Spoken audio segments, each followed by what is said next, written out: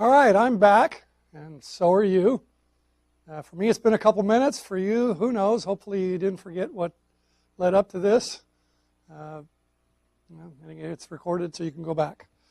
All right, so we left it with an understanding of why USA had a comparative advantage in manufactured goods, because the opportunity cost of it was lower for producing manufactured goods, and the rest of the world had a comparative advantage in the agricultural goods because it only gave up 3 agricultural manufactured goods to produce an agricultural good, and the USA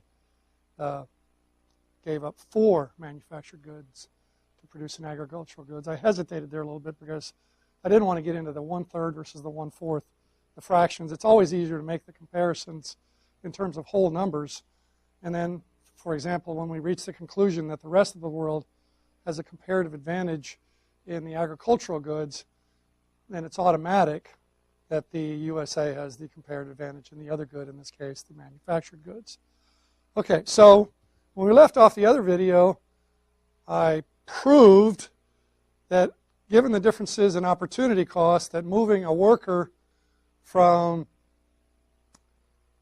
agriculture to manufactured goods in the USA offset, in terms of agricultural goods in the rest of the world, yielded a 36 versus 27, a 9 net increase. Right? The USA gains 36.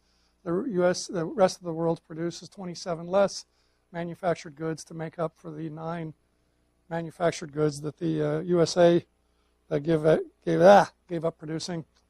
I'm doing a little bit too much with air here. Let me go back to those numbers just so you can see them.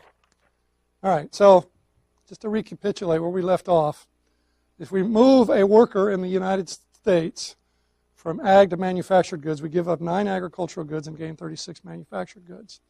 If we make up the 9 agricultural goods in the rest of the world, we have to give up 1 1/8 of 24 in order to produce 9 agricultural goods in the rest of the world, and 1 1/8 of 24 is 27, which is 9 less than 36. Okay, so there's a proof that the world gains whenever resources are allocated according to comparative advantage. All right, so that there we go. That's a little better. Another way to demonstrate the same thing that is in terms of wages, which is a little more compelling argument in some cases. Well, but don't our wages go down when we compete and trade with other places that have lower wages? No, our wages are higher, not by some accident, but because of greater productivity. So we'll see that, for example, when we apply our terms of trade of 3 manufactured goods to 1 agricultural good. If we apply that to wage determination before and after trade, we'll see that wages go up in both countries, but we'll see that the wages remain higher in the country with the absolute advantage. In this case, the USA has it in both, and the wages will be higher with the country that has the largest absolute advantage compared to other places. All right, so how do we determine wages? Well, let's see, what is a wage? Your ability to buy things, right? So the wage is the sum total value of output divided by how many workers we have. Okay, so let's just do that. First of all, we need to conjure up some prices that make sense so we can do some math. Okay, so pre-trade in the U.S., before we get to this terms of trade, it was 4 to 1, right? 4 agricultural goods cost the same amount of time. 4 manufactured goods cost the same amount of time, could be produced in the same amount of time as 1 agricultural good.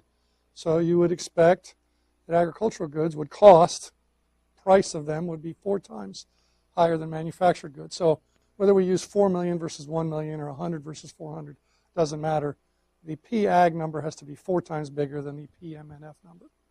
Okay, so that's what we have here. In the rest of the world, the opportunity cost rate was 3 manufactured goods could be made in the same amount of time as 1 agricultural good. So now, let's just use the 100 again. P-Ag would be 300 in the other country, and 100, let's use the same price in the rest of the world. Okay, so if we look at the terms of trade compared to these starting points, you see that both countries gain about 15%. It's not exact for mathematically quirky reasons, but if where does the 15% come from? 350 divided by 100. I'm sorry, 350 divided by 300, you'll see is about a 15% gain. It's probably more like 16 or 17%. And in the U.S., if you compare the 1 over 3.5 to the 1 over 4, see, fractions are ugly and messy. We don't want to do that.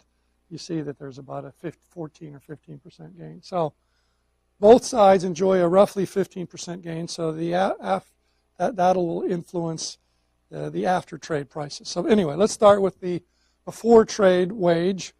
Okay, so we see, where's the 35 come from?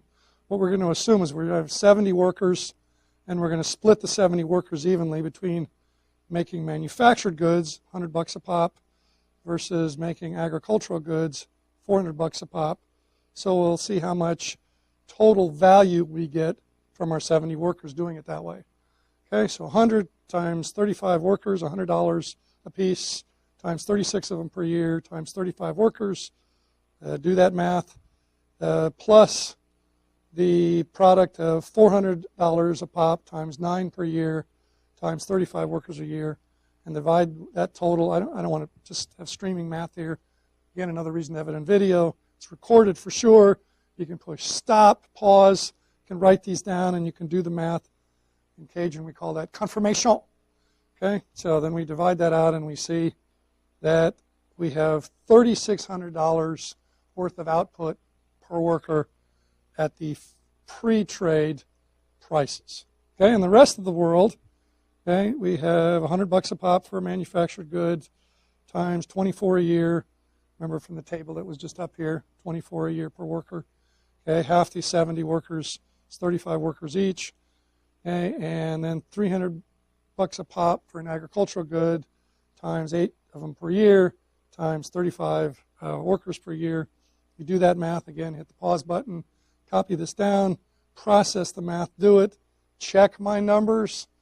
I'm human, I'm not flawless, I make a mistake, and a fragile ego is a serious learning disability, so I want you to tell me if I make a mistake, because there's a lot of people watching this video, and so my mistakes will multiply, and anyway, so I want you to tell me if I mess up, and I'll have to re-record this whole video.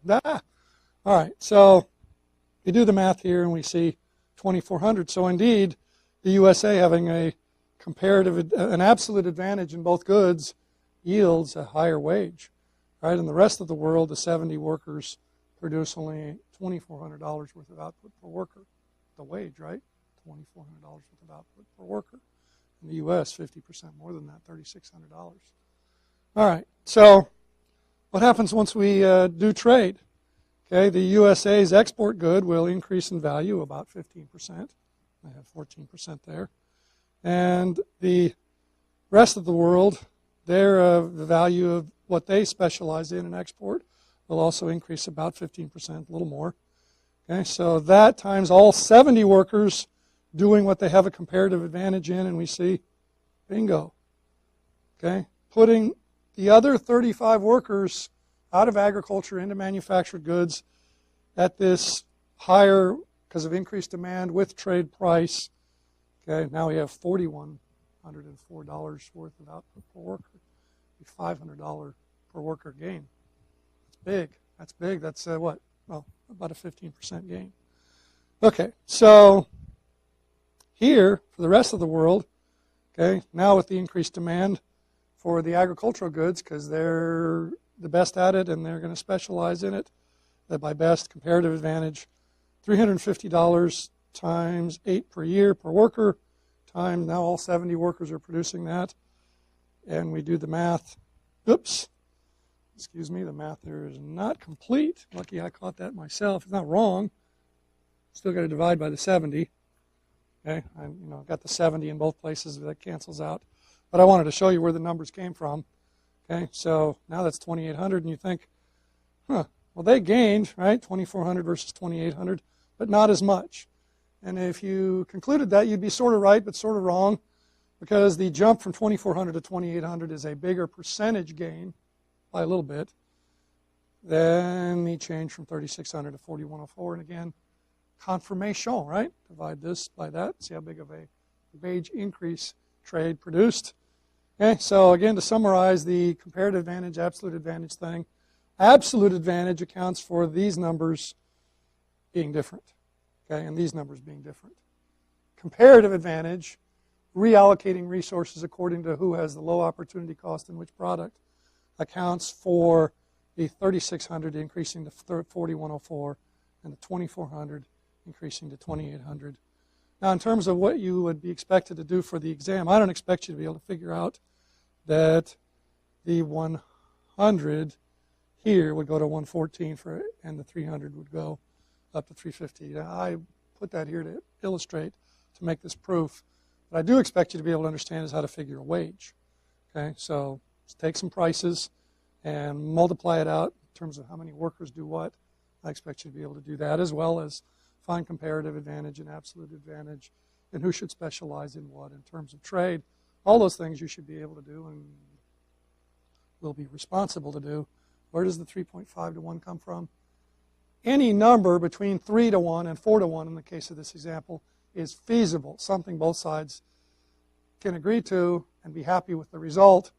We're assuming for the purposes of this course, okay, and the purposes of this video, that we're going to split the gains from trade in the middle. So if we do it in terms of the whole numbers, 4 to 1 in the USA, opportunity cost for an agricultural good, versus 3 to 1 opportunity cost for an agricultural good in the rest of the world, halfway between 4 and 3 is 3.5.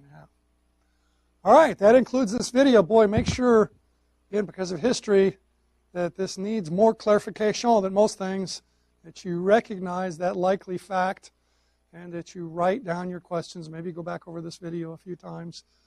Put them online. That's one way to write them down and to make sure they don't go away. Put them online in the discussion forum. Okay, and by all means, depending on differences in how we function and have different preferences, bring them up in our next face-to-face session. Thank you very much.